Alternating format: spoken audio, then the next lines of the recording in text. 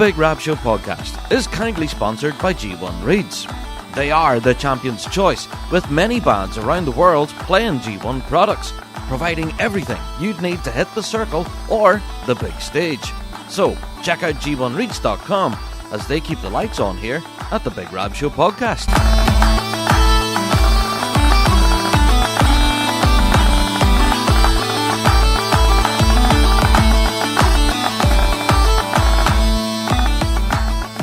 Hello there, everyone, and welcome to another Big Rab Show podcast. Another week has rolled round, and boys, did we cover a lot of ground this past week. It seems to be, since I was last talking to you, that, I don't know, the bagpiping world just found another gear and absolutely kicked it up a notch. We've got so much to talk about this week. So, forgive me. We're going to do our best to get through all of the news on this week's show. So there may well be stuff that we have to skip over, okay? Because we just can't dedicate the time to it. It's been a crazy week, folks. So before we get into everything that's been happening, you might have noticed by the title of this week's show, we're catching up with another one in our Meet the Band series.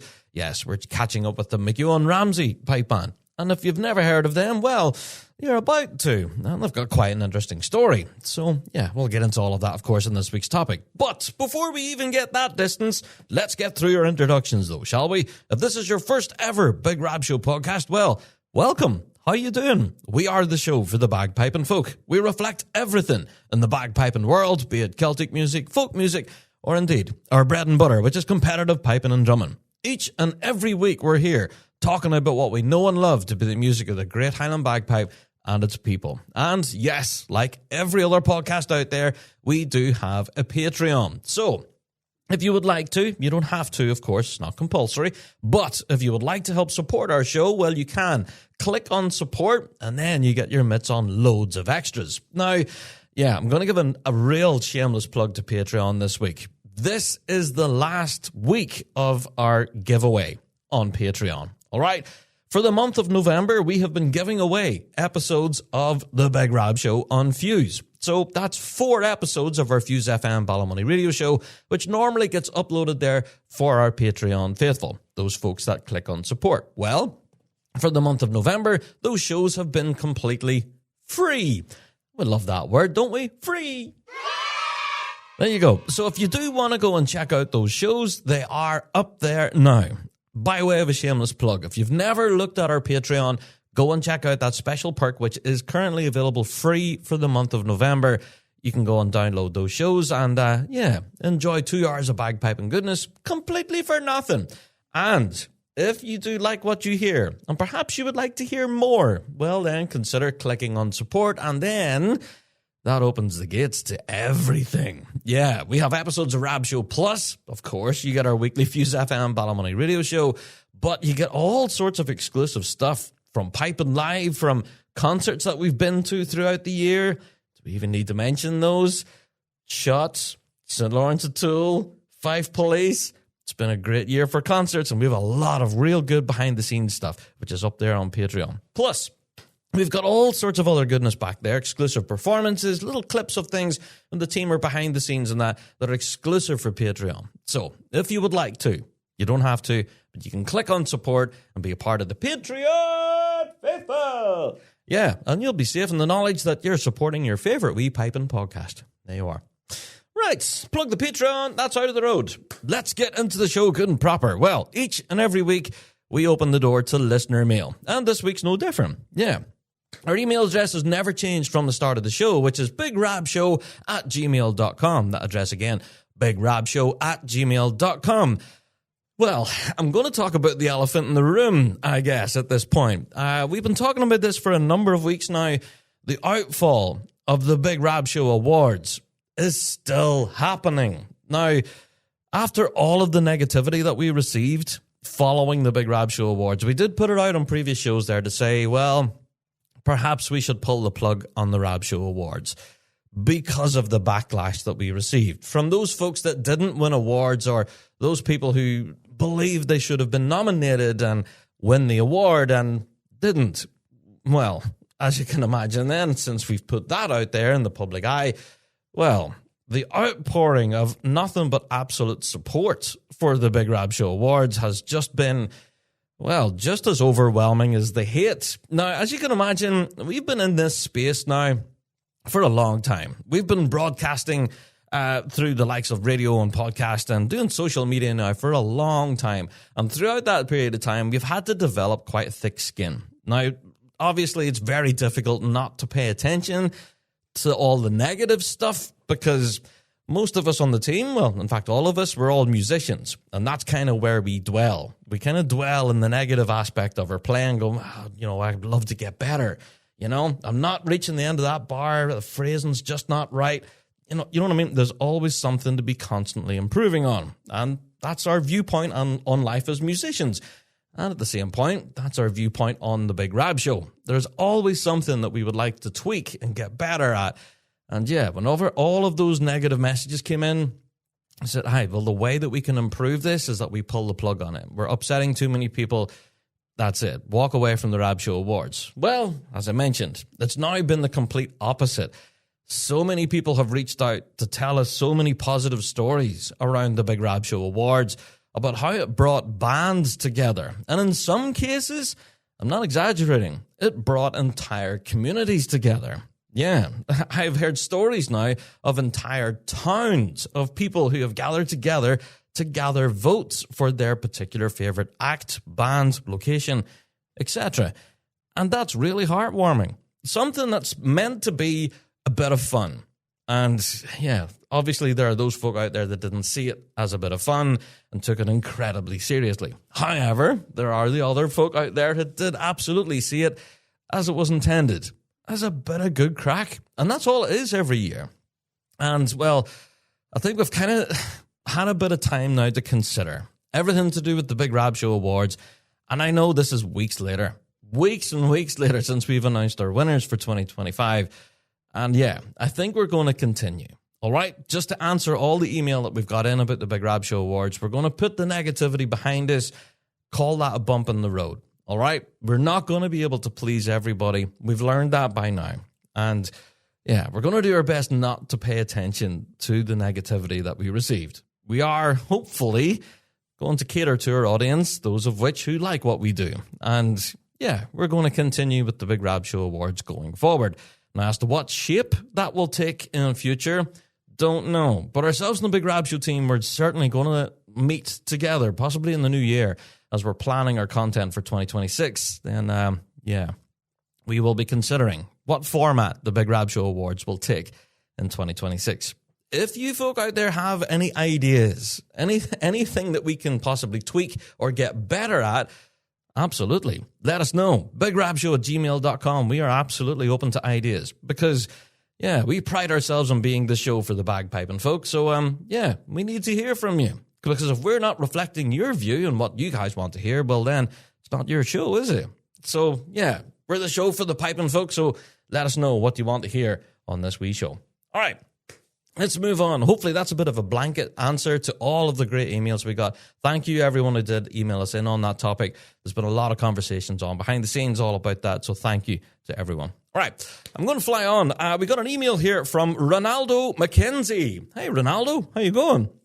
He says, hi, Rab, regarding the Grade 1B discussion. Oh, no, really? Seriously, Ronaldo? Right, we're back to this old chestnut again. Let's go. I give you my wee piece of experience from the small South American pipe band scene. Okay. He goes on to say, I think that Grade 2 bands that work hard to be promoted to Grade 1 would be anxious to compete against the likes of Inverary, Shots, Simon Fraser, Field Marshal, etc., and not competing against the lower steps in the ladder in Grade 1, even if it could mean some prize. All right. At least that's what happened in our small South American Pipe Band Association. We have no grades, and when there seemed to be two different levels, the lower bands voted against establishing grades, as they wanted to compete against the best bands and not the best of the rest. If that makes sense. It does, absolutely. So, Ronaldo, thank you for your email. Quite an interesting concept, that. Yeah, and I'm curious to learn more about the South American pipe band scene there. Yeah, but yes, an interesting concept, and the establishment of a grade 1A, grade 1B, grade 2A, grade 2B.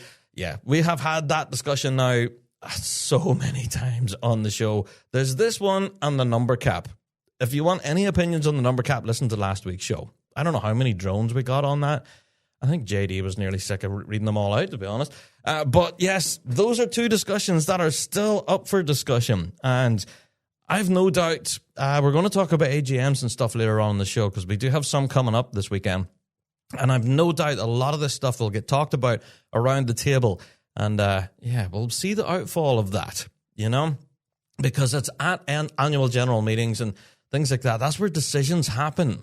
And, you know, all of this talk and stuff that we do online and, you know, keyboard warrior stuff, it doesn't really affect anything. It's not until you actually get into the room with the likes of the board of directors and say, "Hi, we want this thing. Let's have a vote." And that's how it works. So, yeah, interesting concept and another opinion there. Ronaldo, thank you for your perspective. Much appreciated.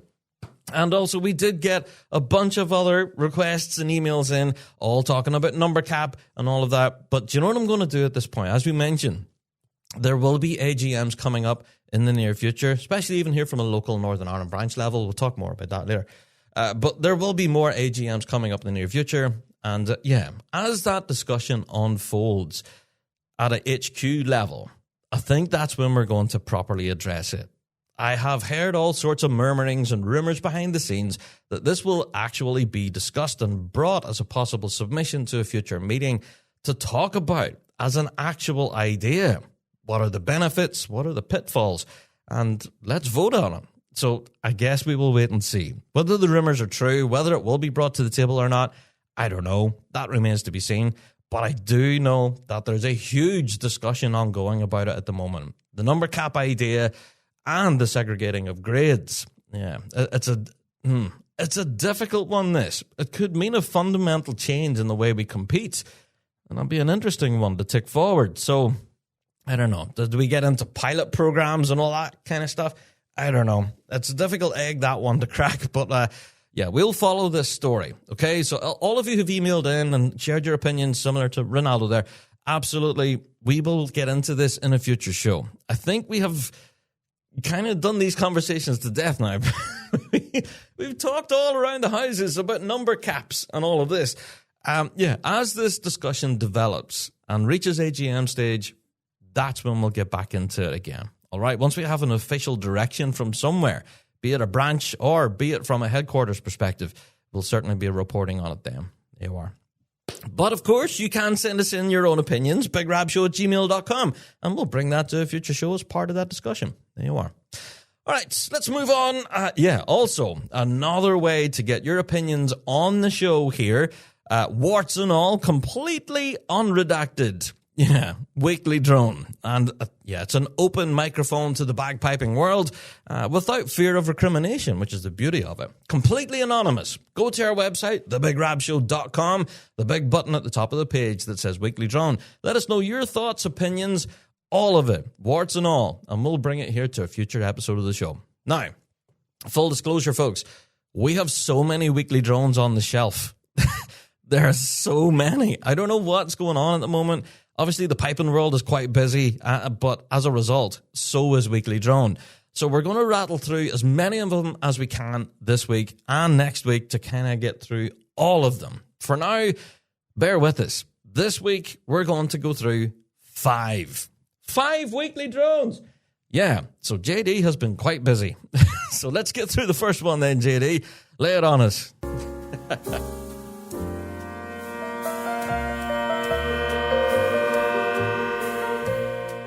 It's the Weekly Drone. Don't be a Grinch. Hey, Rab. Stop being a Grinch and play some Christmas tunes on the Big Rab Show. Merry Christmas. Oh, boy. I think that came in after last night's Fuse FM show. I got so many requests for Christmas stuff last night. It's way too early for Christmas stuff, folks. This is still only just November. Now, I understand that there was those out doing their Christmas shopping last night and all the rest, and they were tuning in and requesting, like jingle bells and bagpipes and stuff. All that kind of Christmassy stuff. I don't know, it's too early for all of that, in my opinion. And yes, I got called the Grinch quite a few times. There was a lot of people texting in going, oh, bah humbug, Rab. Come on, get the Christmas stuff on. No, it's November, right? See, whenever December rolls around, next week's Fuse FM show is going to be absolutely filled with it, all right? You're going to be sick of listening to jingly bells and all that stuff by the time Christmas lands, okay? So, yes, call me the Grinch if you like. But, yeah, I don't know. See, whenever you're in, like, shopping complexes and stuff and they have the Christmas music on in the background, you know just full well that all of the staff in that building that have been listening to that Christmas playlist are just about ready to jump out the window. They've had enough of the Christmas stuff and they're going to get out of that building in any way possible. So, yeah, it's the same for radio DJs, all right? There you go. Just letting you know. I know, well, bah humbug. I'm the Grinch. All right. Thank you, JD, for that one. Thanks, Weekly Droner. Have we another one on the shelf then, JD? Is it about bagpiping?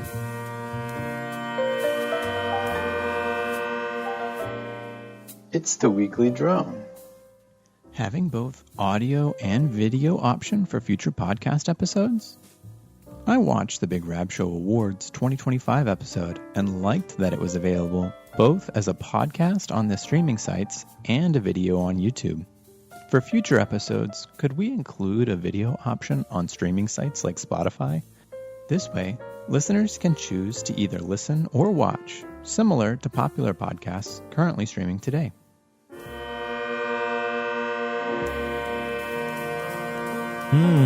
That is a very fair question, Droner.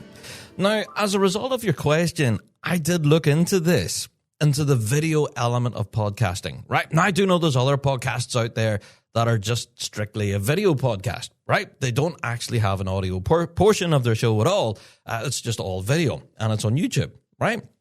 Now, we've looked into that, of course, ourselves as to, well, yeah, you mentioned it, the Rab Show Awards. We did do a video element and obviously our usual audio element.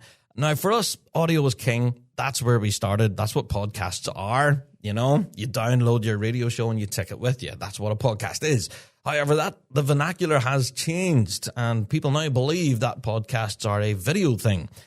So all you have to do is look at like really popular shows, like you say, the likes of Joe Rogan, and I think another one is Logan Paul guy. There's other great comedy podcasts and stuff that I listen to, with Colin Geddes and the Bomb Squad. That's one of my favorites, actually. And they have a video element to their show as well. But these all have very special contractual arrangements in place with the likes of Spotify, which is one of the biggest kind of video podcast outlets out there. We've looked at our own arrangements that we have with our own website hosting and everything. Unfortunately, the way it works is that, well, we simply don't have as large an audience as the likes of Joe Rogan. So, we're not getting billions of downloads every single week. So, yeah, we can't justify that expense with Spotify or other outlets. So, we're just not that big. So, yeah, as for the video element, the way we produced the Rab Show Awards this year, we thought that the video element would add an extra string to our bow, and we were trying it out to see how it would work. Now, to be honest, this is kind of a one-man show. Whenever I'm editing and putting the pod together each week, the Rab Show team certainly help out with the content and everything, but the actual production of it is me. So, yeah, that week for the Rab Show Awards, that was tough going. So it was, because I had a video to produce and a pod to produce, so it was twice the work. Now, I'm not going to be completely nerdy and get into all the editing and the whys and wherefores. It was challenging, but it certainly was. So as for the video element of the podcast, not sure. We used to do like news updates via video every week, where we went through the news and updates and stuff, and that was a video. I don't know. We did notice, however, yes, the video was absolutely very popular for the Big Rab Show Awards, and we got quite a number of watchers tuning in for that. But we did notice a significant hit in our listening figures whenever it came to the audio version, because everyone tuned in on YouTube, watched the video, and said, well, I don't need to listen to the pod this week. So it's kind of a double-edged sword. Yeah, we want people to tune into the podcast, so then the more downloads we can show our distributor, then they can go, hey, give those folks access to the keys to the video element of podcasting, and then, hey, we can increase our numbers. But until then, yeah, we're going to try and encourage as many people as possible to download the pod each week, the audio version. And will we look into future videos? Of course, yes. We haven't completely given up on the idea. We do believe there is better ways of doing it than what I did that time at the Rab Show Awards. This is a learning process. We're not a professional production company. We're learning as we go. And yeah, we will learn from the Rab Show Awards and hopefully have better work processes in place for future episodes. Who knows? We'll have to wait and see. That was an interesting weekly droner. Sorry if I went down the rabbit hole a little bit there on the production of the Rab Show, but an interesting idea all the same. One of which we'll certainly keep on the back burner. You never know what the future holds, droner. All right, let's move on. JD, we have another one on the shelf, I believe.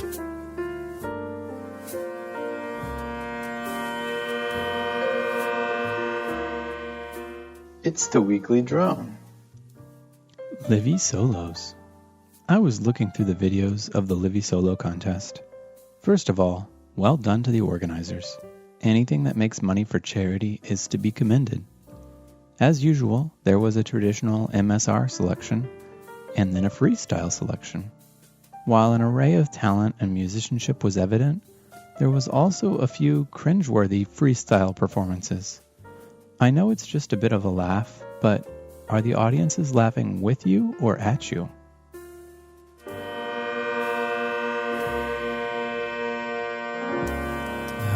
Yeah, I got that impression as well from a lot of the commentary that we've seen online. A lot of the comments below the videos that we posted from the Livy Invitationals were saying just that.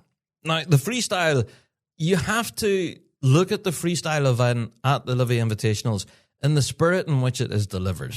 Absolutely, it's a bit of fun. The entire event, it's a fundraising event that should draw people together, and it's a celebration of music and camaraderie.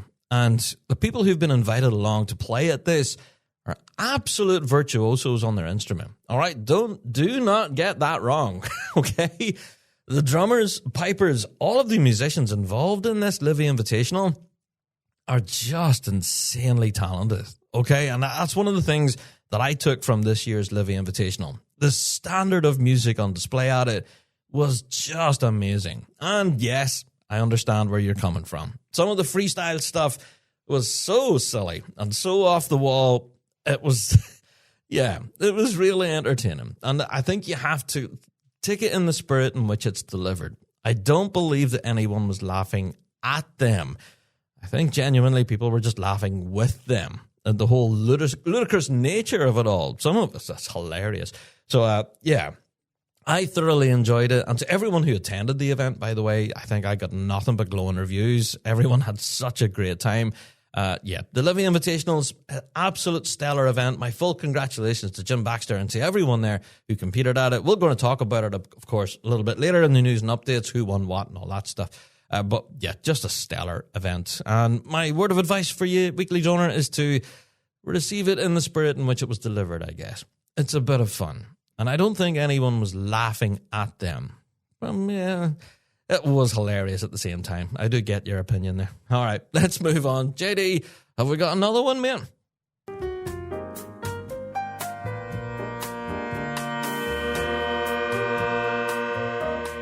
The weekly drone.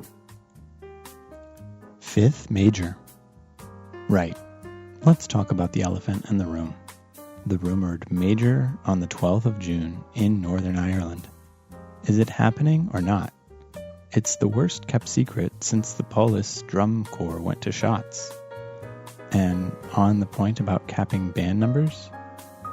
Just kidding, I'm not even going there. Right. See this rumor that's floating around again? It's a rumor, folks. There's been nothing confirmed. Now, I know people have been saying that it's the worst kept secret in pipe bands and all that. No. Pay attention to no rumor out there, because the rug could absolutely be pulled from under your feet, and then you go, oh, what? I booked travel arrangements, hotels and buses and all sorts of stuff. I've been saying it now for weeks on the show. Do not pay attention to the rumors. There are a million of them out there. All right? But until it's set in stone, do not book anything. Now, again, I have to throw it out there that there are AGMs and that coming up, and we do hope to have more formal announcements on actual dates, locations, calendar bookings, all that stuff. We do hope to have that soon. We do know that bands have raised concerns about this in previous seasons where, you know, the sooner that we know this detail, the sooner we can begin planning and arranging things like this, travel, hotel, all of that stuff. You know, that does take time. And obviously, the sooner you book it all, the better. So bands definitely want that information sooner rather than later. So yeah, I can see why people are hungry for this information. And this is when rumors can start. But rumors can also be quite damaging and be completely false. So yes, you mentioned it's the worst kept secret. I don't believe there is a secret because there's been nothing announced yet. So there's nothing to tell. So there you go.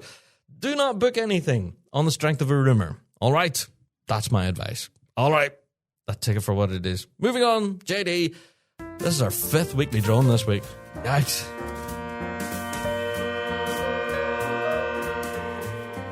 The weekly drone. The weekly drone. Whoever reads the weekly drone needs to speak up, enunciate, and get a better recording device. Maybe all the listeners can chip in. No, that was cheeky. Cheeky.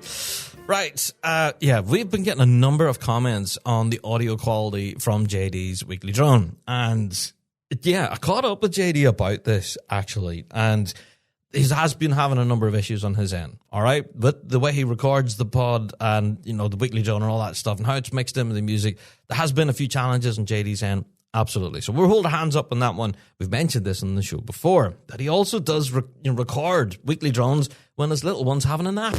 Okay? You know, we have lives. One of those things. But, hi, if anything, I think full credit to JD. He puts in a serious amount of work with these weekly drones, and I don't think it comes across on the show. Yeah, as soon as we get a weekly drone in on the show, I would ping the email off to JD. And because of the time difference and everything, it could be the wee hours in the morning. And then before I know it, like not even 10 minutes later, JD has it recorded, packaged, produced, and in my inbox, ready. It's amazing how fast he does these, actually. But yes, he has taken his lumps on the sound quality. He has taken steps to rectify that. He has looked into getting, either another recorder, another mic, or even a pop shield and stuff like that. Even I don't have one of those. You might be able to tell whenever I say Peter Piper picked a peck. Yeah, you get that. I'm punching you in the ear right now with plosives. But yeah, we're looking into all of that kind of stuff. So we will be upgrading that as it happens. But that's on me as well, on my end, whenever it comes to editing and all of that. So I will do my best to up the audio quality for JD's weekly drones. All right. So many people with strong opinions on the audio quality and production of the Rab Show. It's good to know that we have so many creative people out there with strong opinions on production. If you do have opinions on production and perhaps you can help, like that weekly droner suggested there, let's have a whip round for JD and get him some real top quality studio recording gear. And our weekly drones will just sound luscious. That's the word I want to use. But yeah, being serious though, folks, if you do want to help us, absolutely, give us a shout. You know, we're always keen to talk to anyone out there who has experience in the production world. And hey, if you can help things run a lot smoother around here, absolutely, get in contact with us, bigrabshow@gmail.com. But for now, and for always, in my opinion, JD is the voice of Weekly Drone, and he auditioned, and he was the popular choice. You may not remember that, but that happened a number of years ago. Yeah, before JD, it was the illustrious Aaron MacEoin. Yes, do you remember Aaron doing it every week? Man, he had such a good voice. And then along came JD and just took it to new heights. It was just brilliant. So there you go. JD is the voice of Weekly Drone and will remain so, I think. But yes, all of the little technical hiccups and all the rest, we'll get over that, you know? Yeah. So there you go. But hey, if you want to have a whip round for JD, absolutely. Hey, have at it. I'm sure he'll be glad of it. bigrabshow@gmail.com. There you are. Let us know.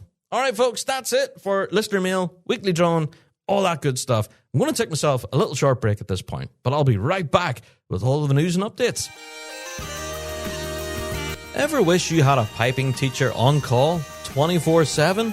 Well, now you do. Introducing the Interactive Player, a game-changing new practice tool at Dojo University. Play along with world champion pipers while the notes on your sheet music light up in time. Loop tricky phrases, slow down tough sections, zoom in to focus, and build speed automatically. It's like having a teacher right in your practice room, showing you how to master every tune at your own pace. So, sign up for a free trial today at pipersdojo.com and start learning smarter with Dojo U's Interactive Player.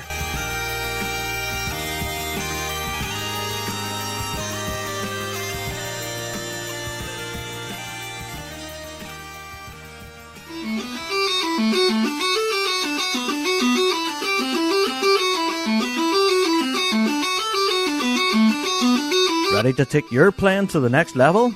Say hello to the ES Session Chanter, the ultimate practice chanter designed for versatility and durability. Crafted from stainless steel and aluminium, the chanter comes equipped for both an A stem and a B flat stem, giving you the freedom to play along with any instrument, anytime, anywhere. Whether at a band practice or a trad session, the ES Session Chanter keeps pace with your creativity.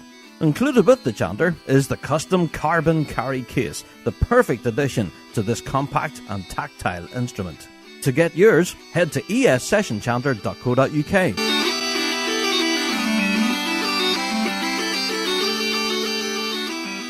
And we're back. And yes, we had to spend a bit of time there saying thanks to our sponsors that help keep the wheels turning here at the Big Rab Show. Thank you so much. All right.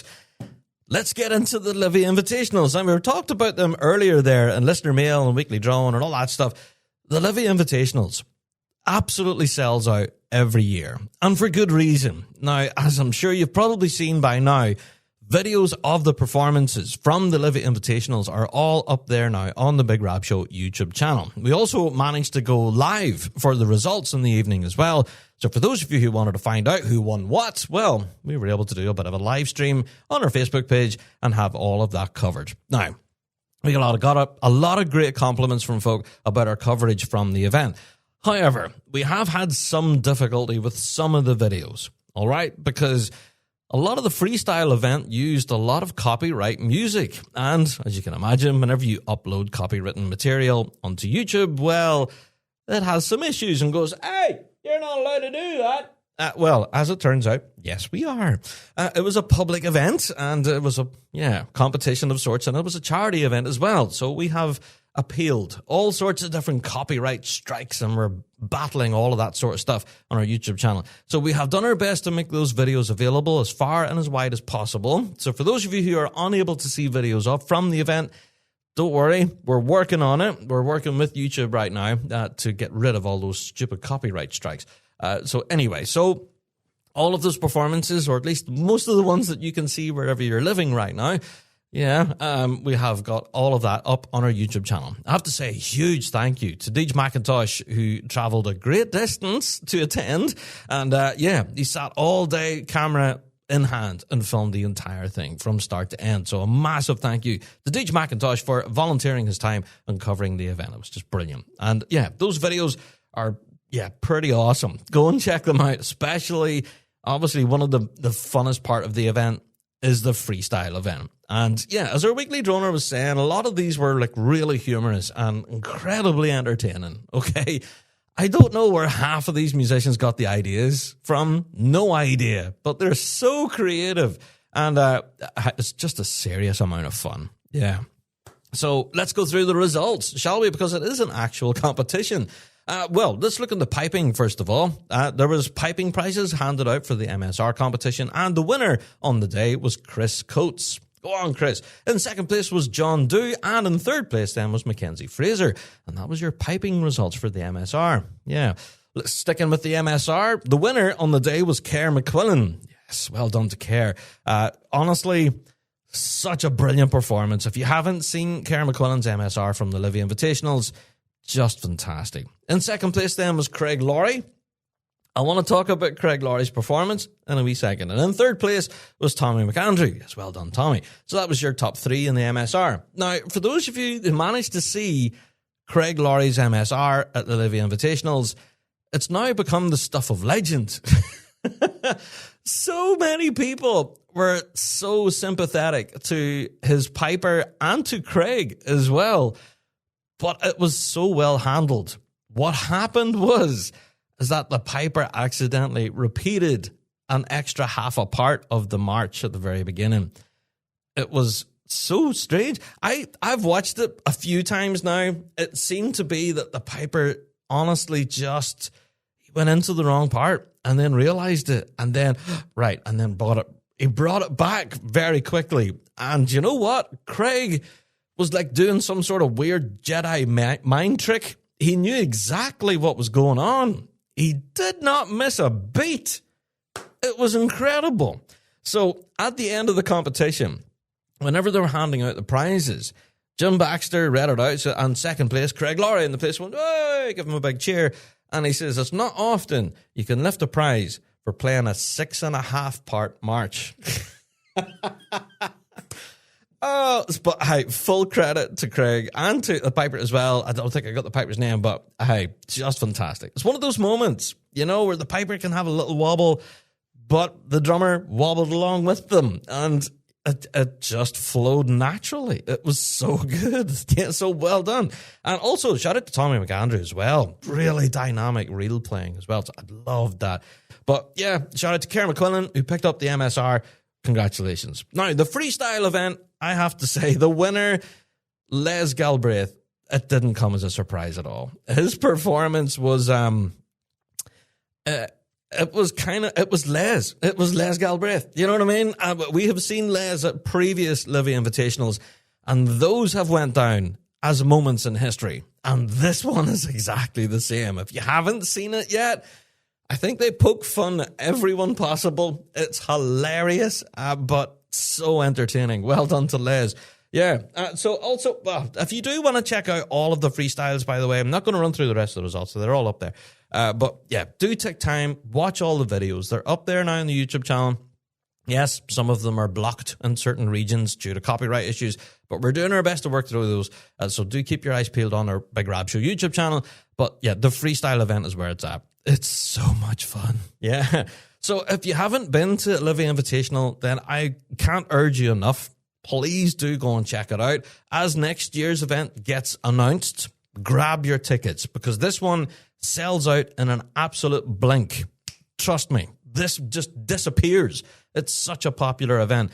Now, I'm hopeful. Now, this was one of the rumors. Again, I don't like reporting rumors, but the venue itself there at the bowling club it's been there now for years, and people have been commenting about, well, they could do this in such a much larger venue. And I don't know if that will happen. I don't know. I think the event may well lose some of its character if that does happen. I don't know. A lot of commentary has been said on that. Having it in that smaller bowling club environment, everyone's sort of packed in with each other. It's just fun. And if you bring it to like a big auditorium and a massive big like venue with, I don't know, tiered seating and everything, do you lose that atmosphere then? Do you know what I mean? Does it lose that little bit of magic? I don't know. But anyway, we will love to see how this event develops in future. And again, congratulations to Jim Baxter and to everyone there of the organising team. Thank you again for having us on the Big Rab Show along to cover things. And again, a huge shout out to Deej McIntosh, who managed to film everything that moved. It was brilliant. Go and check that out on the Big Rab Show YouTube channel, the Livy Invitationals. A roaring success. All right. Now, this might be a little bit boring for you living internationally, but I do want to talk briefly about the RSPBA Northern Ireland Branch Annual General Meeting. Yes, it's this weekend. This is the 75th AGM. It's hard to believe that our only Northern Ireland branch has been going for 75 years. That's crazy. But this one is going to be quite interesting because all positions have been declared vacant. What does that mean, you may ask? Well, it means that such prestigious posts such as branch president, vice president, I can just about talk, branch chairperson, vice chair, honorary secretary, honorary treasurer, assistant treasurer, contest committee chair, finance committee chair, blah, I could go on forever. I can just about talk and read through my script. All of these posts are up for nomination. Now, what makes this really interesting from a Northern Ireland perspective particularly is that there are 3 vacant posts for the board of directors. Oh! Yeah. Now, I don't know. Has this happened before?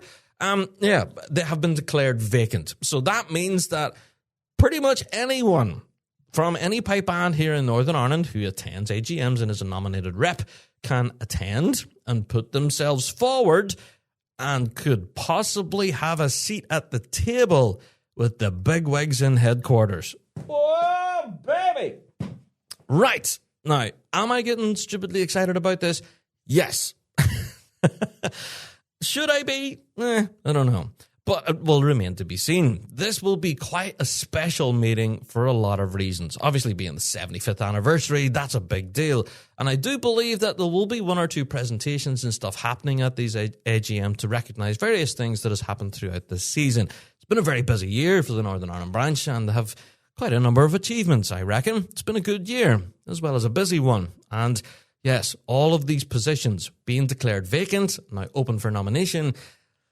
Yeah, I reckon I'll be talking about this on next week's show, announcing all of these new appointments. Now, as you can imagine, with new appointments could possibly mean a new direction for the incoming season, so could be interesting, couldn't it? Especially those 3 board of directors posts. Oh! All right, enough of that. But yeah, it could be exciting. Absolutely. So we will get into all of that once the meeting happens. But if you're listening to my voice right now and you're based in Northern Ireland, you should already know that this is happening. Saturday in the Royal Hotel in Cookstown, the meeting itself starts at 11 a.m. sharp. Yes, your band secretary should already have joining instructions as well as motion papers and all of that stuff that should already be with your band. You should have that detail. And if your band secretary isn't going to attend, well, please make sure that you send 2 reps to the AGM to make sure your band's voice is heard. Yeah, so that's going to be an important one. That's this weekend, the Northern Ireland branch. And I am aware that other branches all across the world are also having their AGMs. It's a very interesting time. Yeah, so I have to give a mention, actually, to the BC Pipers Association as well, who, after following a meeting of their own AGM, they really shook things up. They now have, well, a new open membership policy to non-pipers or drummers. Did you hear about this? I remember reading, well, it was published on pipesdrums.com after the meeting all held and everything, and people got voted into all of their various different roles, president, VP, treasurer, all that stuff, along with their board of directors, etc., etc. That's all pretty cool, but possibly the biggest news story here is, well, a bylaw change for the BC Pipers Association, which was to open up their membership to ensure inclusivity for anyone interested in joining the BC Pipers. Now, the way they achieved this is that they altered the wording to have a 2-tier or 2 categories available for membership. The first one is for active playing membership. All right, so you can be a piper, drummer, drum major. Doesn't matter. If you're active and you're playing, that's the one for you. However, there is now this new category for active non-playing membership. Now, that is quite wide-reaching, isn't it? It could be for those who are retired, perhaps, and no longer competing, but still have an interest in the organisation and helping push it forward into new seasons.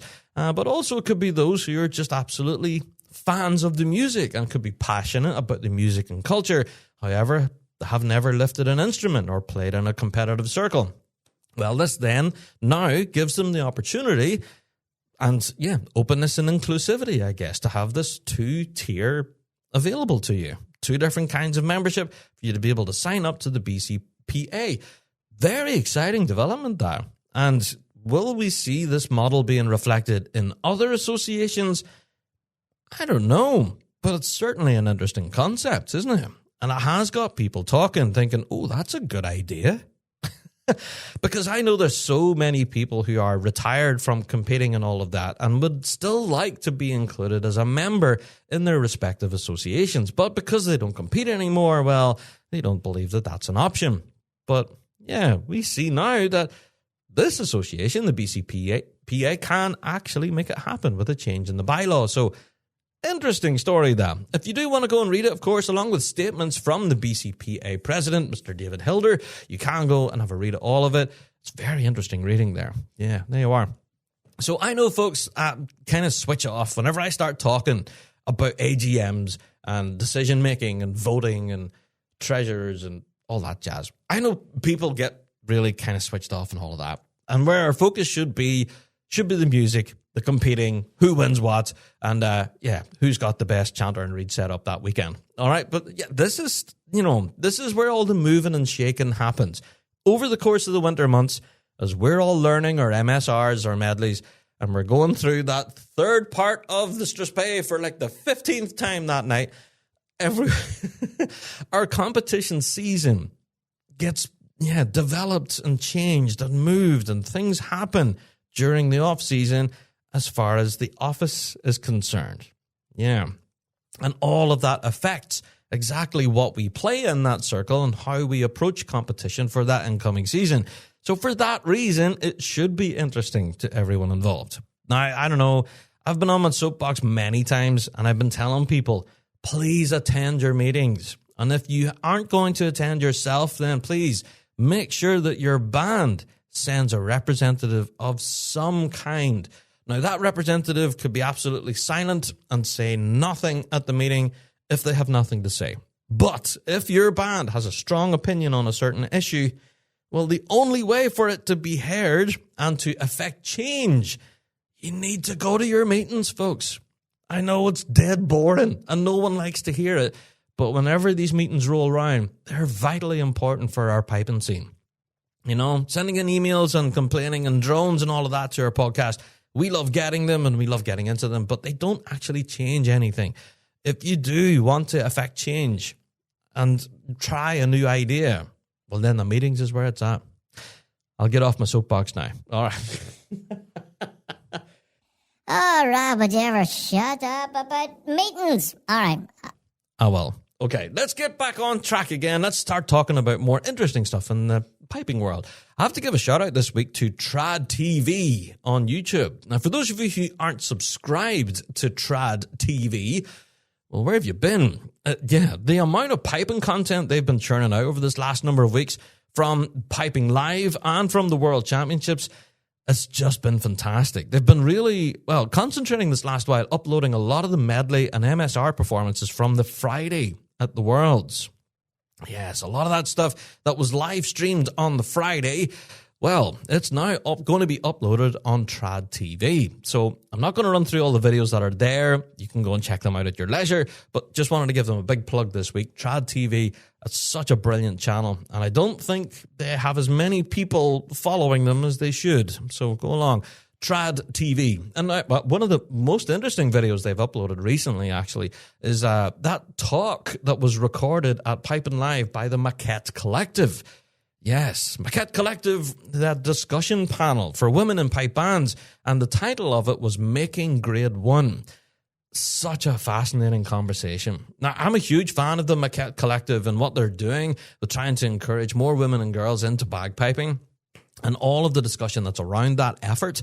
It's just fantastic to keep an eye on all of that as it develops, and it's only getting better. And this conversation that was held at Piping Live, Making Grade 1, Women in Pipe Bands, I think is such a fantastic conversation. Yeah, it really gets into the weeds of it, I think, as well. You know, and it's recorded in front of a live audience at Piping Live, and some of the topics they get into really quite heavy, but it's such a valuable conversation, and I'm so glad it was recorded as well. Because obviously I was there at Piping Live, but I did manage to miss this because it's such a hectic time and you're running around trying to capture everything possible for Rab Show. I ended up missing this. But the Maquette Collective making grade 1. That whole discussion has been recorded and published now on Trad TV on YouTube. So I can't share that video enough, and I'm sharing it with you now here in audio form. Go and have a watch at it. Definitely a worthy discussion. All right, I'm going to move on. Now, talking about Rab Show Awards, that's one thing. It's a bit of fun, I guess. I want to talk about another award that has been picked up by none other than Lincoln Hilton. I don't know if you've seen this. Now, we've been talking about this on the show for a while now. The brand new Lincoln Chanter, or the Hilton Chanter as it's called. I know people call it the Lincoln Chanter, but it's actually, the proper title is the Hilton Chanter. It's won an award. Yes, it's won the Australian Good Design Award. Now, this is epic. Now, I believe, now, please don't tell me I'm wrong on this, stuff that Rab got wrong, but I believe that the Hilton Chanter is the first ever Highland piping instrument to have received a design award.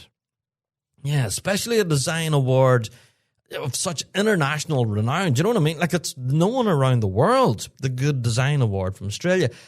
This is brilliant. And such a huge moment for Lincoln Hilton. And this chanter, it is I haven't seen one in person. I've only ever seen the photographs, and obviously I've seen the videos of Lincoln playing this thing, and it looks like a piece of art. Do you know what I mean? If I was to buy this chanter, I think I'd be afraid to play it. I would put it in a frame somewhere and hang it on the wall because it looks beautiful. The craftsmanship that went into this, clearly the thought that went into the actual design of it has been recognized here by a Good Design Award. So, yeah, full credit to Lincoln Hilton and to all of his team there behind the scenes at Modern Piping, mdpiping.com. Go and check it out. If you haven't seen the Hilton Chanter yet, it's epic. Okay, it's just epic. Now, I know some people are going to be listening to me now and go, aye, and the price tag is epic as well, Rab. Well, okay, all right, relax. Okay, it is kind of pricey. Okay, as practice chanters go, it's not exactly your £20 budget chanter that you will get, sitting in the bottom of a drawer somewhere. But this thing is a very high-end practice chanter. And if anything, I wouldn't even call it a practice chanter. I would call it an instrument in its own right. Yeah. Now, I'm going to make comparisons here, but I'm also going to give a shout out to the ES Session Chanter, who just today unveiled a brand new design of an all new ES Session Chanter. And this one just looks gorgeous. Now, I do have an ES Session Chanter. I have a black one with the interchangeable stems and everything. That thing is an absolute workhorse. I have brought it to so many sessions now. It's just brilliant to play along with guitars and other instruments, and even bring it along to band practice. It's really cool. I have been teased a little bit because the ES Session Chanter kind of reminds people of like a Hitman kind of thing. You know, when you bring it out of the case and then you're piecing it all together, you're going click, click, click, and people go, "What are you doing? You putting together a sniper rifle over there?" No, it's my chanter. It's a very cool piece of kit. But yeah, the comparison between the Lincoln Hilton Chanter and the ES Session Chanter, are they comparable? I don't know. I haven't actually seen a Hilton Chanter in person, so I can't compare them. But for anyone out there who does have their hands on the Hilton Chanter, you are so lucky. And that thing is beautiful. It absolutely is. And it is an instrument in its own right, similar to the ES Session Chanter. Definitely a very cool collection of two instruments there, for sure. But yeah, just wanted to say, give them a shout out on the show this week. Huge shout out to Lincoln Hilton, and congratulations on the Good Design Award for 2025. A huge moment for Lincoln, obviously, and his team there, but also a huge moment for bagpiping, because this has shone a light on the piping scene that ordinarily would never even look near bagpiping products for design purposes. You know?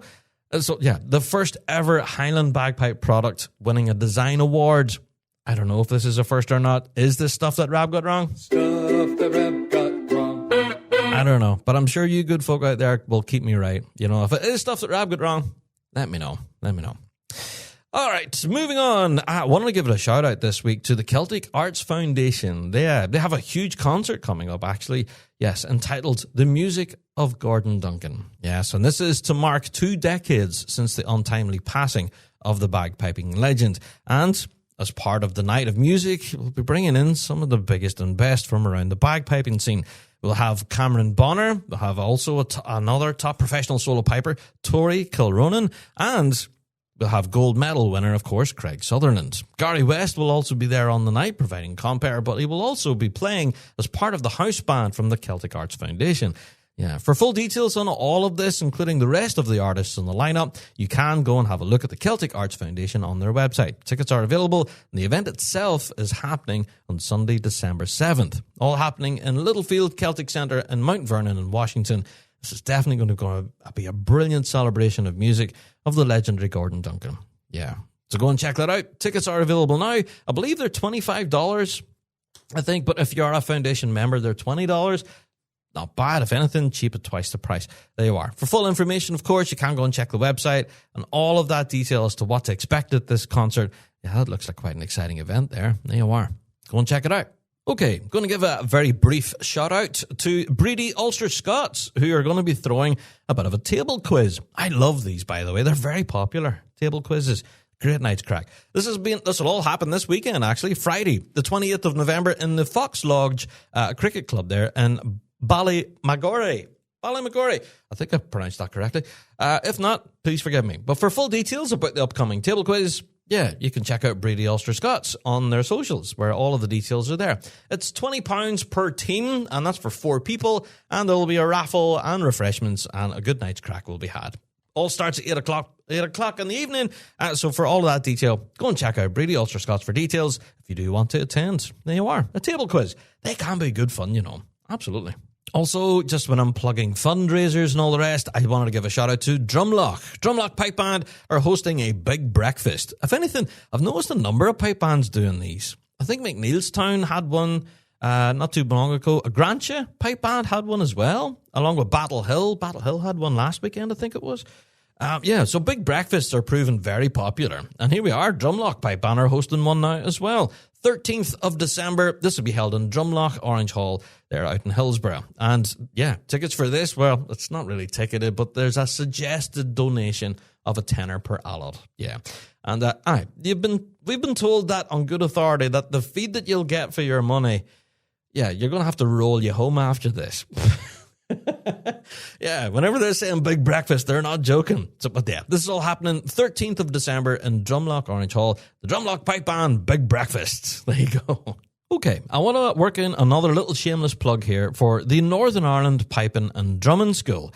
Yeah, now the reason I'm giving them a bit of a plug is because, well, they're reaching the end of term number 1, all right? That first term, I guess, for the Piping and Drumming School that started back in September, well, they're now reaching the end of term 1. If you are interested in getting signed up, well, there are spots available. Term number 2 will actually start on January 7th. Yeah.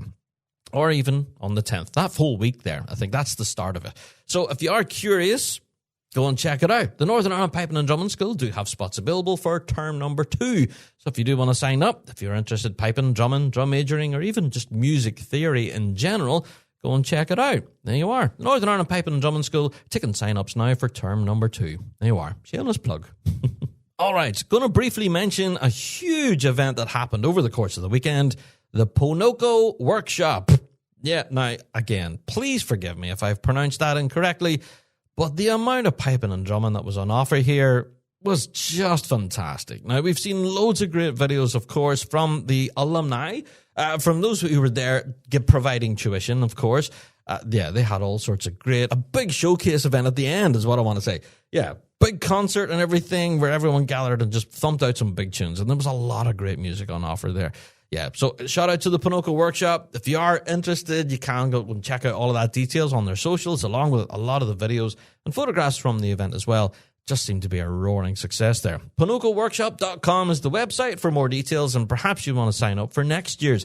Yeah, so there you go. I just wanted to say congratulations to everyone who was there, all of the instructors, the alumni, all of it. It was just fantastic. Yeah.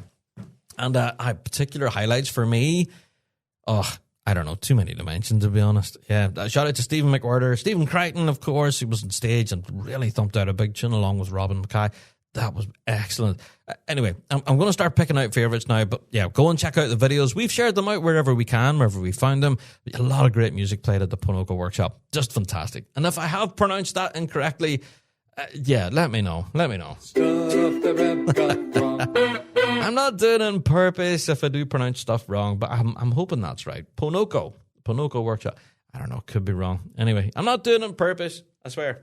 All right, let's move on. Okay, for those of you who don't want to attend the Northern Ireland AGM in Cookstown, and I don't know why you wouldn't want to, but there's also another huge event that's happening in Belfast this weekend. It's the Belfast Tartan Day Dander. Yeah, now I managed to attend this last year myself, and managed to bring my pipes along and had a wee tune with the mass pipes and drums. That was fun. I think that was the first time I actually blew pipes in a mass pipes and drums. Great crack altogether. So I had so much fun. Actually, I've registered to take part this year. So if you're listening to my voice right now and you do fancy playing a tune or two in the middle of Belfast, in the middle of Christmas shopping, it's brilliant. I was talking about this on Fuse last night, and a lot of people did sign up as a result. So if you do want to, you need to register first, okay? You can't just turn up on the day and say, "Hey, I'm here to play tunes." No, you need to be pre-registered, all right? So go along to the Ulster Scots Agency on their socials. They've shared out the links everywhere for the Belfast Tartan Day Dander. If you do want to take part in the mass pipes and drums, go and register your details. Now, even the tunes have been listed now as to what you're expected to play, and folks, it's pretty standard fare. It's pretty easy. Even for me as a learner piper, even I can see, all right, this is standard road stuff. So, yeah, pretty simple to take part, but it'll be a lot of fun. So if you do want to take part in this weekend's Belfast Tartan Day Dander, well, go and pre-register. And I'll see you all there in Belfast this weekend. It's going to be good fun. All right. Now, last week, we were kind of slagging off Boghall and Bathgate, Caledonia a little bit. All right? Because Boghall were teasing something on their socials, and they didn't tell us anything. They just had a stag's head with kind of what looked like the Caberfy colouring, I guess. And then they give us a date, 2nd of May, 26. And nobody had a clue what was going on. All right? Tons of rumours again, loads of rumours. But now we finally have it confirmed. On the 24th of November, it's been published. Bucksburn District Pipe Band will be hosting People's Ford, Boghall and Bathgate in concert in Aberdeen. What? I don't know. Lightning does strike twice. Yeah, the Caberfy concert, honestly, now is legendary, and we play tracks from that album now every week on Fuse without fail. It's very heavily requested. So if you did happen to miss the show in Glasgow, the Pre-Worlds concert, well, here's your chance to see it again. Now, will it be a carbon copy? I don't know. Will there be some musical surprises thrown in the mix? I hope so. Yeah, but that always makes it fun, doesn't it? So, yeah, I'm very keen to see what happens on stage in Aberdeen. This is going to be exciting. So for full details, you can go along and check out Bucksburn District Pipe Band on their socials, where they have provided links and everything to aberdeenperformingarts.com, where you can go and get tickets. Of course, you can give a shout out to People's Ford, Boghall and Bathgate, Caledonia, where they've shared the links as well for their upcoming Caberfy live in Aberdeen. Man, that's exciting right there. Aberdeen Music Hall, the 2nd of May, 2026. People's Ford, Boghall and Bathgate are bringing their Caberfy show back again, baby. Oh, man, that's so good. All right, that's exciting. So there you go. Shout out to People's Ford, Boghall and Bathgate. All of the rumour and all of that. Yeah, it's done. It's done. All right, I wanted to talk about, well, something we didn't get a chance to chat about last week, actually. It did hit the cutting room floor. I wanted to give a shout out to Stephen McWhirter, who's launched a brand new book called Tenure. Yeah, now this collects together some of Stephen's most iconic drum scores from over his past 10 years of leading tipper of Inverary. So people were asking, Tenure, like what kind of music does that collect? Well, there you go. I just told you. It collects music from throughout the past 10 years, along with some of the biggest and most well-known drum scores from Inverary District. If you are curious, you can go to kingdomthistle.com. We're actually selling it at the moment. So go and check that out. Stephen McWhirter's brand new book called Tenure. Absolutely incredible collection. And Stephen's actually been photographed signing these as well. So I believe you can actually go and purchase a signed copy. There you go. So yeah, shout out to Stephen McWhirter. Brand new book called Tenure, collecting all sorts of great drum scores from over this past 10 years at Inverary. That's going to be exciting for drummers for a lot of different reasons. Yeah, for sure. You know, I haven't lifted the sticks in a while. I've been focusing on my piping, but even I'm tempted to pick up a copy of this for sure. There you go. Shout out to Stephen McWhirter. That's very exciting new release there for drummers. Good stuff. Okay, I'm also very aware that I think this weekend is Black Friday. Again, that could be stuff that Rab got wrong. Stuff that Rab got wrong. Yeah, it could be. I'm not quite sure when Black Friday is. I can only assume that it's this weekend.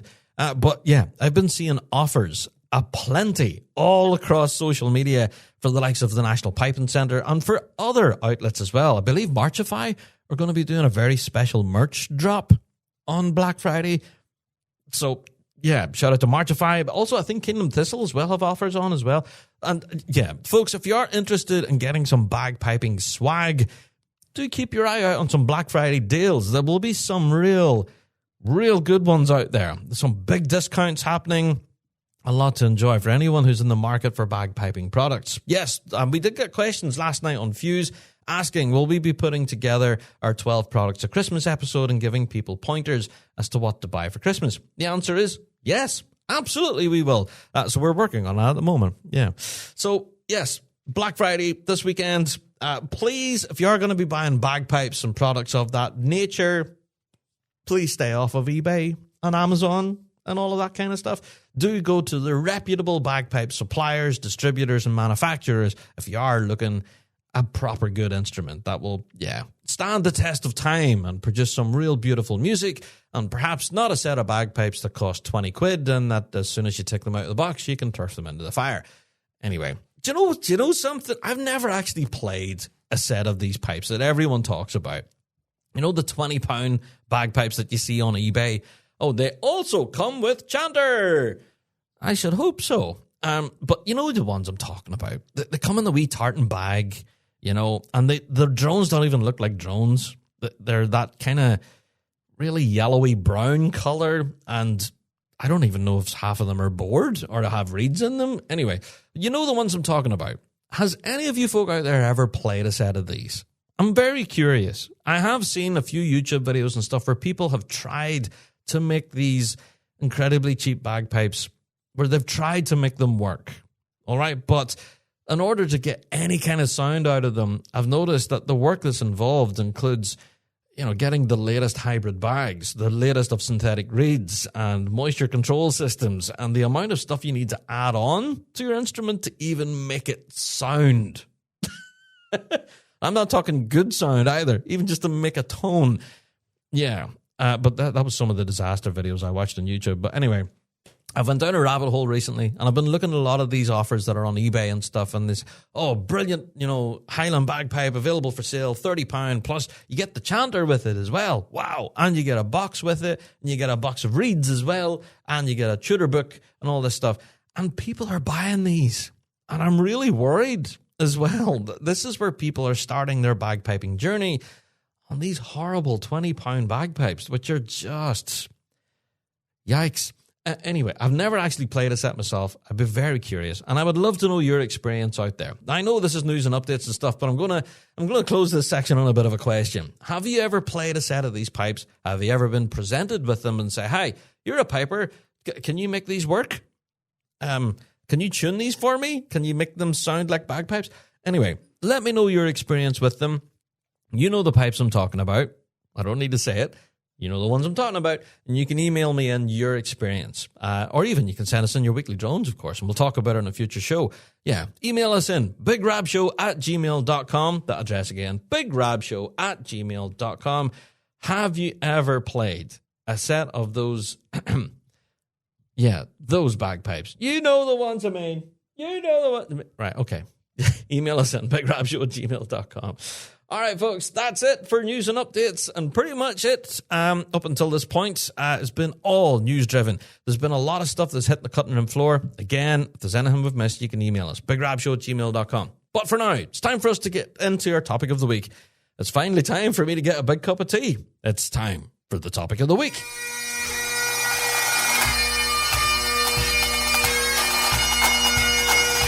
Kingdom Thistle Pipe Band supplies for all your pipe band and marching band needs. Supplying everything from uniforms and instruments to custom-designed bass drum heads. They offer it all. Not forgetting their exclusive Kingdom Gilly Brogues and George Boots, crafted by bands for bands. Kingdom Thistle provides expert product advice and an industry-leading drum refurbishment service to keep your equipment in top-class condition.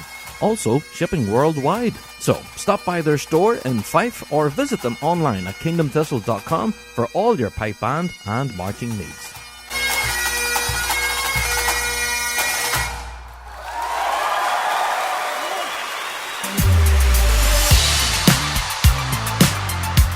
Marchify, the brand new home of Flam 5 drumming. Check out their brand new Strike bagpipe case, inspired by their colourful, popular and reliable Flam 5 drum cases. The Strike bagpipe case combines durability, style and practicality, protecting every movement.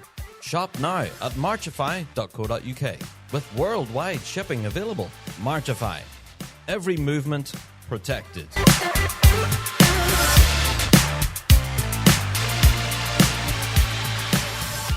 Yes, indeed. Time for Topic of the Week. Now, this is a band that reached out to us here on the Big Rab Show. And, whenever we were initially putting the feelers out and saying, hi, we're going to do a section on the show called Meet the Band. Have you got an interesting story? Can you tell us about your band? And you can appear on the show. Well, Chris from the MacEoin-Ramsey Pipe Band reached out and says, hey, Rab, would you like to hear our story? It's quite an interesting one. And I don't think many people know about our band. So I said, yes.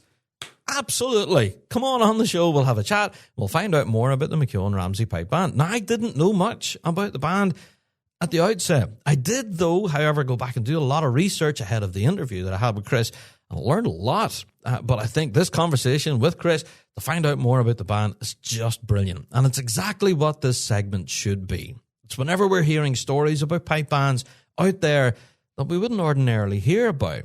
So this is a fascinating story, and I hope that you're going to check out more about this pipe band just after this. Well, first of all, let's welcome Chris to the Big Rab Show Podcast. So, welcome to the podcast, Chris. And we're about to find out the story behind the MacEoin-Ramsey Pipe Band. Did I pronounce that right, first of all? You did. Thank you. We've heard so many different renditions. Yeah. In our hometown of Almont, or in the Ottawa Valley, some people took to calling it MacEoin-Ramsey, and we kind of accept that, but don't you dare call us MacEoin-Ramsey.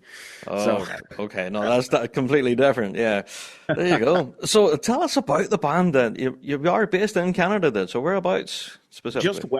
Just west of Ottawa is the capital is it's known as the Ottawa Valley, and Almont, Ontario is where we would call at least our birthplace, if not our hometown for many of us in the band. And it's a town that has two pipe bands. There's also the Almont Legion Pipe Band, and it has its own Highland Games, the North Lanark Highland Games. So really rich in that Celtic sort of feel. In a town named after a Mexican general, strangely. But and we practice out of West Ottawa in a little suburb called Bell's Corners. But we do draw mostly from the Ottawa Valley. So that's kind of where we're geographically located. Yeah. And the band are currently a competitive band, is that right? Which grade are you currently in? We're in grade 4. And, we resurrected the band, after 20 years not competing. And when we saw that we were still registered or still considered a grade 4 band in the eyes of the Pipers and Pipe Band Society of Ontario, we said, well, let's just go straight into grade 4, which obviously maybe it wasn't the smartest move at the time, but also at the time, there were no other grade 4 bands in the city. So we felt like maybe we were filling a gap and filling a void, and we could draw based on the fact that we were at least playing a medley rather than opposed to a march medley in the grade 5. So and the gamble paid off for sure. I feel like we're competitive in grade 4 now. And really happy with how things have grown. And this will be our third complete summer season as a band. after that 20-year hiatus. So yeah, we're in grade 4 and we love it. There's some really talented players in the band that, like myself, we're parents, man, I can't believe how many members in our band have 3 children or more.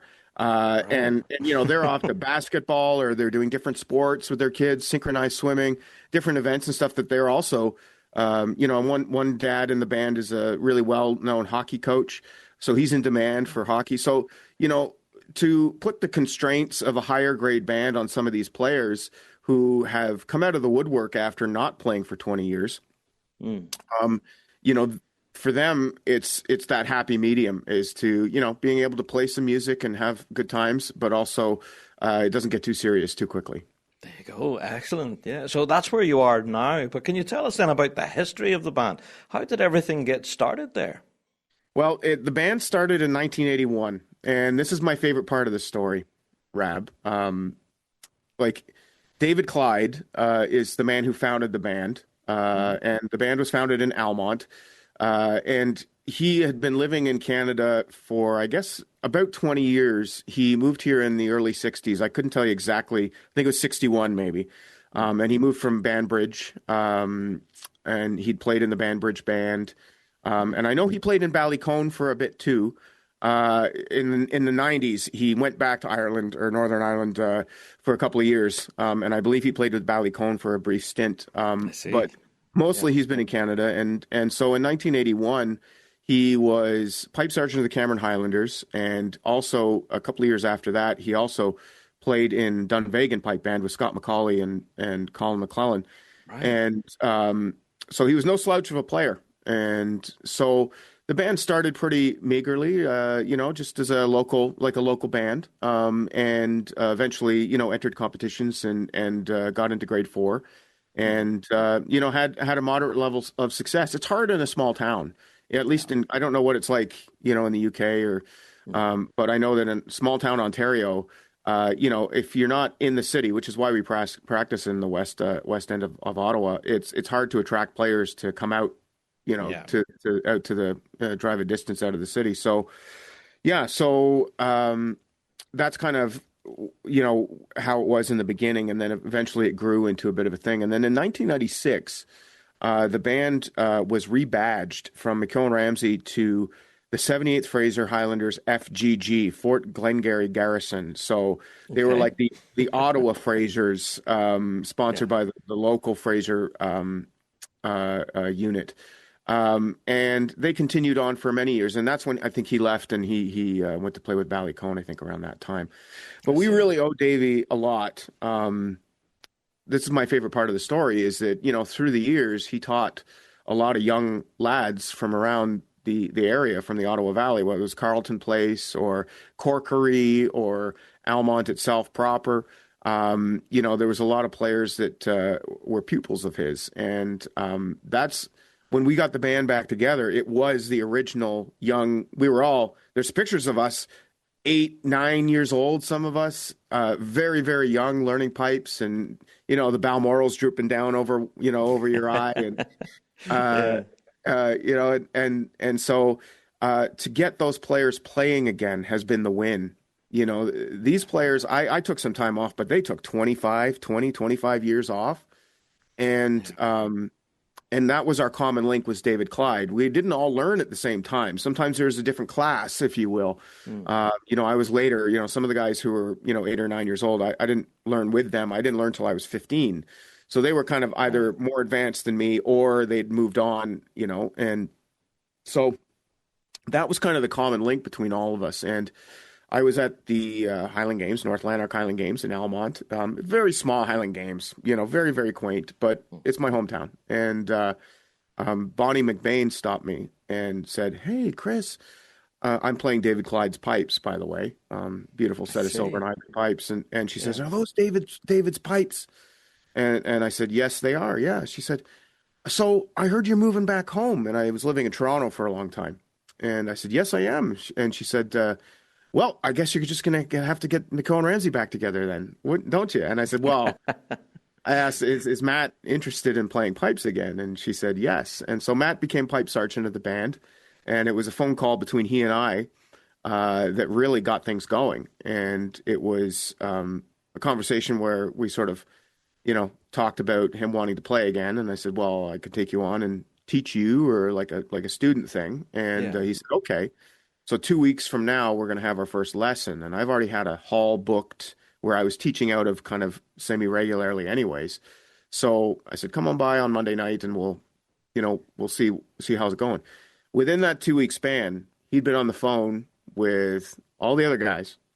And all of a sudden we have a group chat popping up on the Facebook Messenger, and we've got a group chat going on. And our first night, what was supposed to be our first quote lesson, to get him back on pipes again, was, I think there were 6 of us or 7 of us. Even. Wow. That's brilliant though. Yeah. It was special. And my wife thought I was crazy. Who do you think you are, starting a pipe band? And she even, I tried to hide it from her. Meagerly. And she says, if you don't think that I've heard you and McBain on the phone saying, oh, what about this guy? And what about that guy? What's he doing? And she knew it was coming, but she had a big eye roll. But she came around once she saw the camaraderie. And, a lot of us had the same high school teachers or went to school together, or, various, youth memories, resurrecting that. And so that has been so rewarding. And to see Davey, he doesn't play, he's still with us, but, he's had Parkinson's and, for a long time, for the first year that we were back together, he would come out to practice every second week, and he would sit at the table with us and tell us stories. And I think he still is very proud, that we're back, all of us, and his best students, as he would call us, are playing again. That's fantastic. That's almost a full circle moment right there. Oh, yeah. It's like 2 full circles inside of each other. That's it. So from not playing for such a long time and then gathering together and competing again, some of the music that you guys have played recently in competition over the past year, I was checking out some of your performances, and the epic medley crops up quite a lot. And a lot of people are talking about that intro tune. Tell us about the epic medley, Chris. Well, I'll retell David Clyde's story about it, because he played in Dunvegan, and that was I think there's a recording of them in Montreal, 1986, playing that playing that intro tune, playing Epic, right? And as kids, we knew we kind of knew he'd play it, and we'd think it was a cool tune, and so we all kind of had this affinity for it a little bit because of the era that we grew up in, and Dunvegan wasn't that far in the past from when we were learning pipes. So we kind of all knew the tune because of that. And when Davey came and we were kind of going through music and stuff and looking at what tunes we wanted to put together, he told us a story that Scott McCauley had written that while in an outhouse at Maxville at the North American Championships or something like that on a piece of toilet paper. And he came out and he's like, hey, take a look at this. And I don't know if there's any truth to that story, but that's... I like that, though. Yeah. Great story, no matter what, as Davey was known to spin a yarn or two. So thanks. Yeah, that was a fun medley. We just retired it last fall at Loon Mountain, New Hampshire. And we rode that as our medley for the first era of the band, if you will. I see. Yeah. So on to pastures new then, I guess. So what are the future plans for the band? Obviously more competition in future. Is that right? Yeah. So we were going to go back to Loon Mountain, but I'd obviously, if you read the news, there's reasons why Canadians may not want to travel to the United States. So we called off our trip to Loon Mountain, New Hampshire. We love it. We love it there. Nothing personal, but we decided to switch it to go to the Georgetown Highland Games in Ontario and support a Canadian games and use our tourism dollars there in the nice little town of Georgetown. So we'll be up that way in Ontario, which is a long way for us to drive from Ottawa to that side of Ontario. Like that's a 6.5-7 hour drive. Oof. So it's a big, it's hotels and, there's a lot of things involved for us just to go to. It's funny because we're in the same province, but so that's a big trip. That's our trip this year, which isn't as sexy, but that's our trip. And then we'll be doing Port Hope and then Maxville, obviously North American Championships, and then we'll wrap up with the Almont or the North Lanark Highland Games in our hometown of Almont, which we always love playing there. Because there's our high school friends too in the beer tent, and it's good. Oh, even better. So it's a bit of like a homecoming kind of home game kind of vibe. Yeah. There we go. Sure. I love that. So, Chris, if people are looking to find more information on the band, then have you any points of contact or anything like that? For sure. Facebook or email, probably the two best ways. It's mrpb.ottawa@gmail.com or mrpb.ottawa on both Instagram and Facebook. That's how you can, follow us. You can, and we're on YouTube a little bit too. That's where you probably saw the epic medley. It's up there. So, and then another thing I wouldn't mind just before, if we're wrapping up, or I don't know where we are in the segment, but sure. I just want to give a shout out to our lead drummer Jim Bush. Right. Another piece of the story was when we put this thing together. Of course, we had 7 pipers on our first night, but it wasn't until Jim really came in to take over the drum corps. We'd already played 2 contests. Midsummer, he took over the drum corps. And it's been nothing but just incredible things from that guy ever since. His experience speaks for itself. He almost thrives in a startup mentality for a pipe band. He's City of Chicago. He took from its initial stages. Ottawa Highlanders, same thing. He was the founder there, and now he's a founder with us too. So just shout out to him. What a great guy to have on our team. Oh, here, full credit to him. Yeah, I wasn't aware of that he's started so many bands like that. I wasn't aware of that. yeah, he's got quite a resume, and so I feel like we were lucky to get him. Yep. There you go. So it is incredibly difficult to restart a pipe band after such a long hiatus, but I think you guys are absolutely killing it at the minute. So full congratulations to you. Thank you. Yeah, thanks. Yeah, we're really pleased with just, like in the corporate mentality, we just want to see a little bit of growth year over year, growth in numbers and growth in style and confidence and quality of play. And we're seeing that for sure. Oh, absolutely. Well, long may it continue. And we're looking forward to seeing more from you this incoming season for sure. Oh, great. Yeah. Thank you. So, Chris, thanks so much for chatting with us on the show. And folks, you can check out all those links in the show notes and stuff to find out more. Thanks so much for joining us this week, Chris. Big Rab, you're a legend. Thanks, man. Thank you. There you are. A big shout out to Chris Budden there for joining us here on the Big Rab Show. And didn't I tell you, it's interesting. The MacEoin-Ramsey Pipe Band, we didn't know much about them, but now you can say that you do. There you go. Links and stuff, of course, for that pipe band have been shared in the show notes right now, wherever you're listening. And for more details, you can go and check them out on their socials and across all of the social medias. Yeah, not just their own. They're everywhere. You can go and check them out. Well, that's it for another Big Rab Show podcast. Again, another busy week. Now, next week, we're going to do our best to get caught up on all of the weekly drones that we have on the shelf. All right, I do know there's a lot of them. Plus, we have another brilliant topic of the week to bring you next week. And, all right, I'm going to say it. Next week's going to be a nervy week for us on the Big Rab Show team because next weekend is the Trad Awards. Oh, where's my dun-dun-dun? Nah, I'm not going to do it. But, yeah, next week's going to be a little bit of a nervous week. Yeah, for us in the Rab Show team, we'll be a little bit jumpy because, next week's the Trads. So we are holding on to hope, I guess.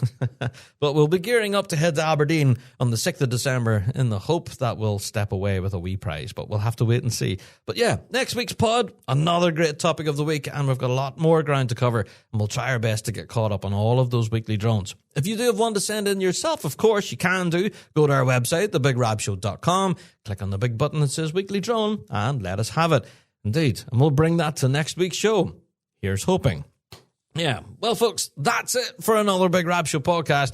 Thank you all for tuning in this week and each and every week. And don't forget to tell your mates about our wee show, about what we're doing over here, talking away about piping and drumming and all that good stuff every single week. And don't forget, you can click on support on Patreon and be part of the Patreon faithful. Yeah, and you will be immediately awesome if you do so.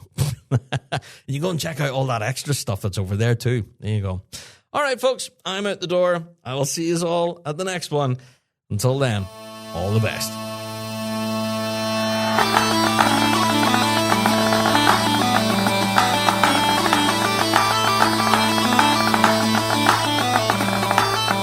Well, that's it for another Big Rab Show podcast. Thanks so much for downloading this week, and a special thank you to our sponsor, G1 Reeds. Played by bands around the world, they are the champion's choice. Check out g1reeds.com for all of your piping needs. Don't forget to check out thebigrabshow.com to be kept up to date with all of the latest news and views from around the piping world. And also, check us out on Patreon. For $5 a month, you can get your hands on tons of extra piping goodness and be a part of the Patreon faithful. So, until next week, folks, we'll see you right here on the Big Rab Show Podcast. All the best.